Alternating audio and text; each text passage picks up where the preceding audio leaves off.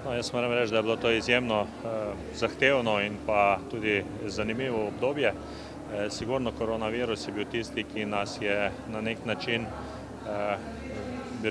obremenjeval z posebnimi zahtevami. Tu se je pokazalo res ponovno srčnost in pa povezanost ljudi, ki so v najtežjem času pomogli in pomagali tistim najbolj ranljivim. Je bila pa tudi to priložnost za neke drugačne poglede.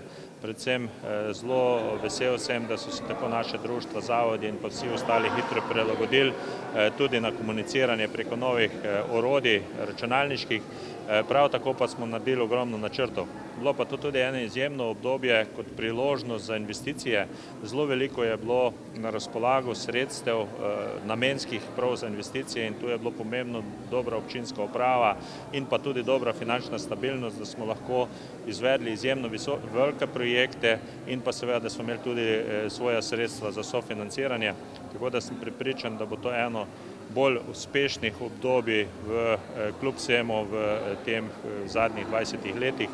Veseli me, da nam je uspelo pridobiti nova podjetja kljub krizi, kot so podjetje Avtomotiv, BG oziroma Narejan in pa še nekaj drugih, prav tako pa tudi se širile druge.